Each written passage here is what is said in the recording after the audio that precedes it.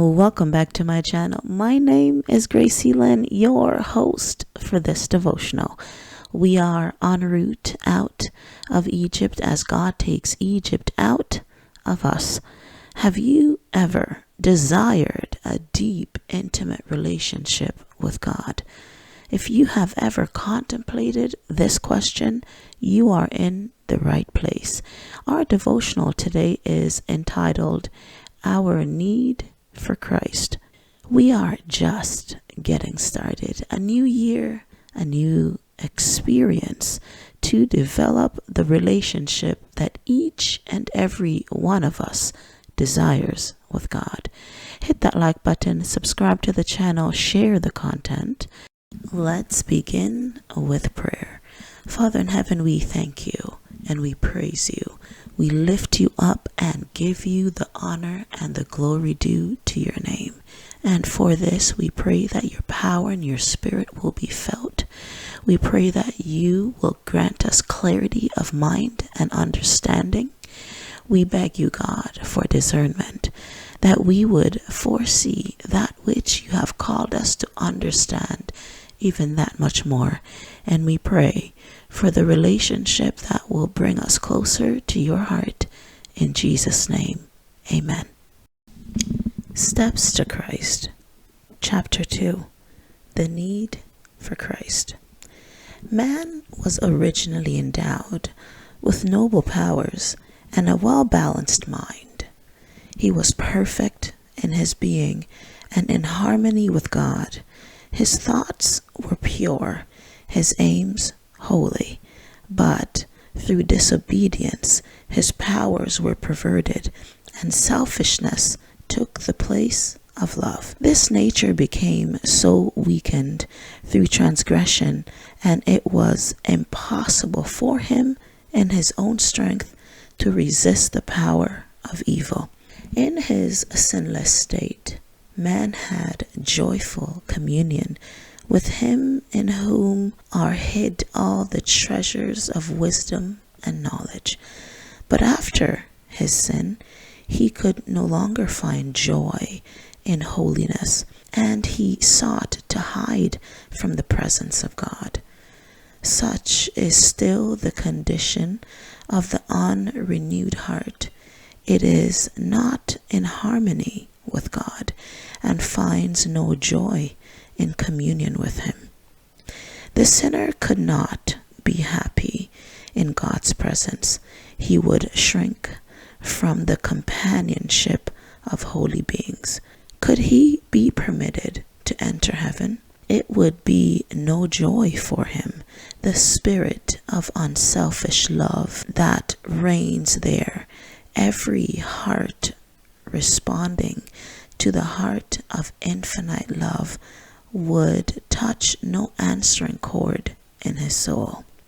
His thoughts, his interest, his motives would be aligned to those that actuate the sinless dwellers there. He would be a discordant note in the melody of heaven. Heaven would be to him a place of torture.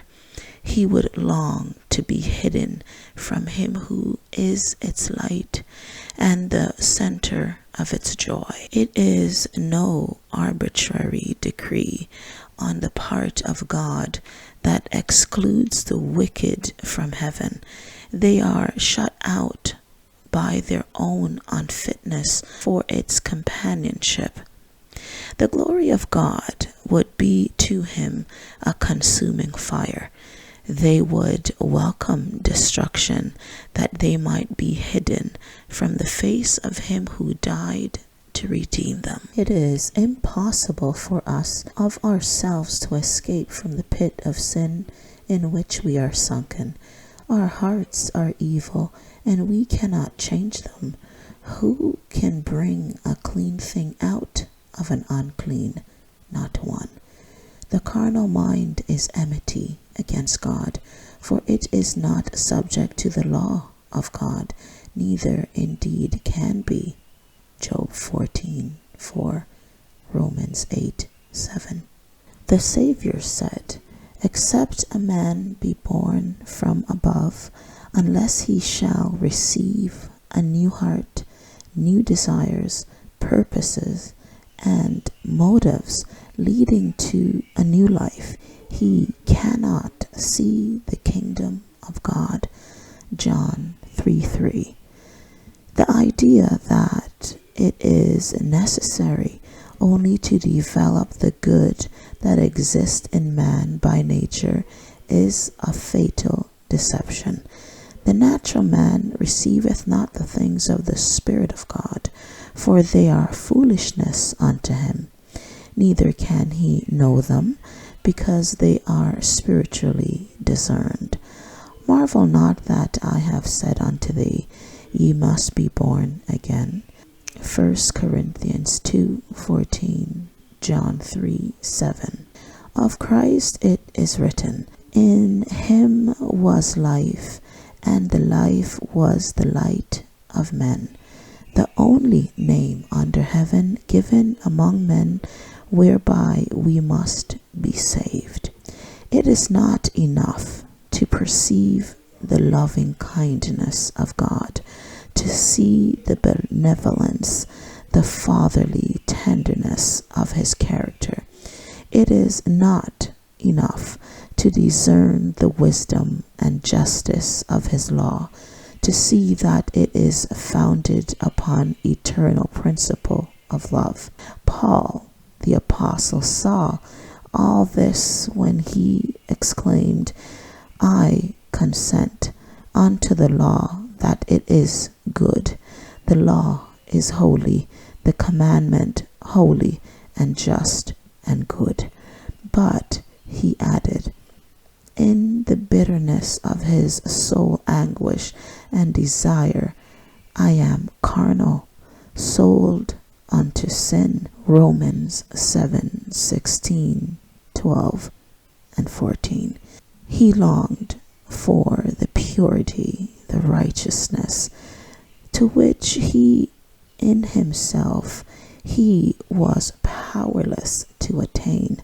He cried out, O wretched man that I am, who shall deliver me from this body of death? Such is the cry that has gone up from burdened hearts in all the land and in all ages. To all there is but one answer. Behold, the Lamb of God, which taketh away the sin of the world. John 1:29. Choose today whom you must serve.